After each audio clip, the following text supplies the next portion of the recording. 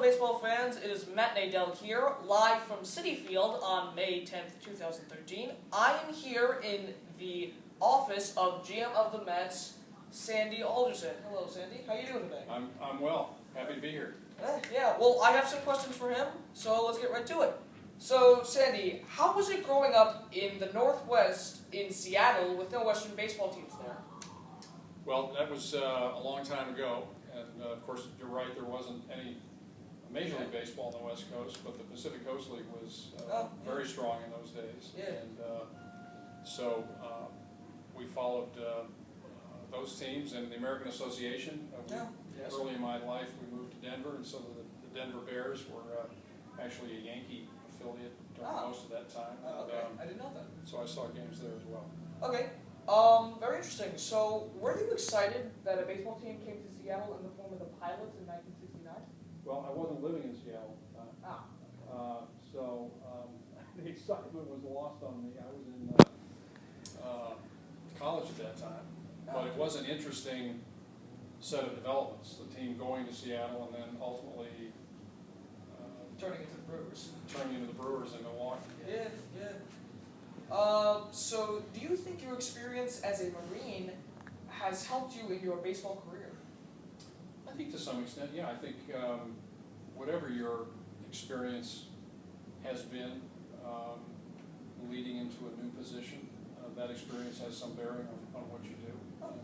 Yes. So I think my experience in the Marine Corps was formative for me, and therefore must have some influence, subconscious or otherwise, in what I've done since that time. Okay. So were you scared to leave your secure job as a lawyer in a law firm to join the Oakland A's organization? No, actually, that was quite liberating. That move. You know, I went to law school, wasn't entirely happy being a lawyer, and when the opportunity to join the A's came along, I thought to myself, I can always come back to being a lawyer. Why don't we try this and see what happens? Yeah, and now you're here. So that was a long time ago. Very interesting. So, if you could add any non-Mets pitcher and non-Mets hitter from baseball history onto the current Mets organization, who would it be? Good question. I mean, you'd want somebody with a pitcher, obviously, who's dominant. You might go back to anybody from a long time ago. Walter Johnson, Christy Mathewson. So a variety of people come to mind in different eras. But in my experience, one of the great pitchers I had was a guy named Dave Stewart. Oh yeah, that's their Dave. So he was tough, and he probably will never be in the Hall of Fame, but had an influence on the team way beyond just his contributions on the field. Non-player, best player I ever saw was Ricky Henderson. Okay. A combination of high on base. Actually, wasn't he a Met at one point? He was subsequently. Okay. He was a Met. He was a Blue Jay. He was a Padre. He was on a bunch of different teams. He actually played for the A's several times. Yes, I know. In fact, I at think one point he broke the stolen bases record with the A's. he did. That was back in the early '80s. But we traded him to the Yankees in 1983 or '84. Brought him back in 1989. Traded him again. Brought him back. So. Oh yeah, he went to Toronto. And did well there. So. Yeah. So, as general manager of the Oakland A's, how did you completely revamp their farm system into producing guys like the Bash Brothers, which are Jose Canseco and Mark McGwire? Well, so we had 3 Rookies of the Year in a row. Walt Weiss, who's currently managing the Colorado Rockies, was the 3rd Rookie of the Year. I knew that name was recognized. Yeah. Well, it was in the early '80s that I started reading people like Bill James and others, and we began to make some of our personnel decisions based on a very early version of sabermetrics. And so Mark McGwire, for example, was drafted out of University of Southern California. Okay. Very high on base percentage and lots of power, which is a pretty good combination. Canseco was signed by the A's before I actually arrived at the A's, or before I was involved in the baseball department. Okay. But I think that from an early time, and certainly our teams in the late '80s reflected an interest in. I think he went to third straight World Series, 88, 89, 90. He lost 88 and 90, but he won 89 here for the series. Yeah, so the teams in those years, reflected what we were trying to achieve, which was high on base percentage and power. Yeah. So two of those three players anyway. Weiss was really the addition in '88 that made the team defensively quite good. But, I don't know if he was a defensive starter. Well, he was a very solid shortstop. In fact, in '88 was his rookie year, and in those days, conventional wisdom was that you couldn't win with a rookie shortstop.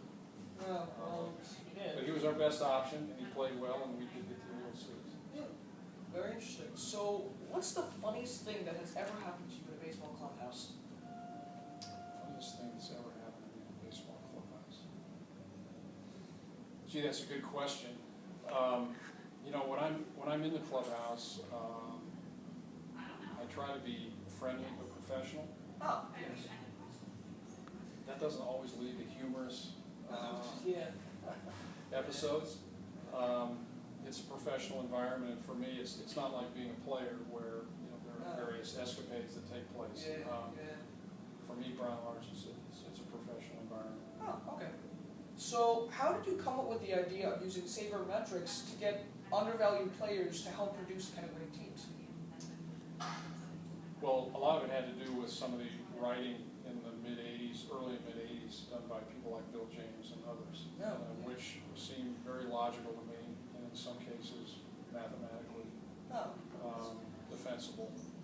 And for somebody like myself, who didn't have a scouting background, it was really the key to our decision making.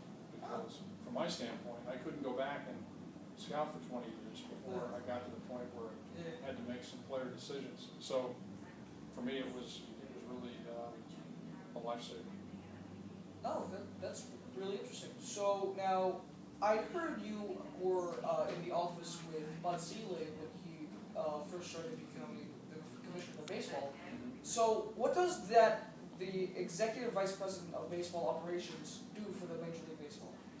Well, when I was there, I was responsible for most of the on-field activity. So umpires, player discipline, playing rules. Okay. Kind of like the chief ref, almost. Sort of the one responsible for baseball activity. Okay, that makes sense. Yeah. So, when you were working as Commissioner Selig's point man, how did you address the issues of the corruption of baseball in the Dominican Republic? So I was down there for a year or so, and we were trying to address a number of problems, including identity fraud and performance-enhancing drug usage as well. And we are in several to that. So, from my standpoint, I went down there and tried to be as honest as I could be with people both in baseball and in the government there, and at the same time institute procedures that would allow us to better identify players and also test players before they even signed a professional contract to try and deter that sort of thing. So it was all about putting processes in place that would help us administratively have a better handle on identity and other problems. Okay, well, that's all the questions that I have. Thank you. Thank you. Thanks for coming. Enjoyed it. And I'll look forward to reading your blog. Thanks. I look forward to seeing the Mets game that I'm about to see. Okay, good. All right. Well, baseball fans, that was Sandy Alderson. So, check back next time in a couple of days for more on all the buzz on what was.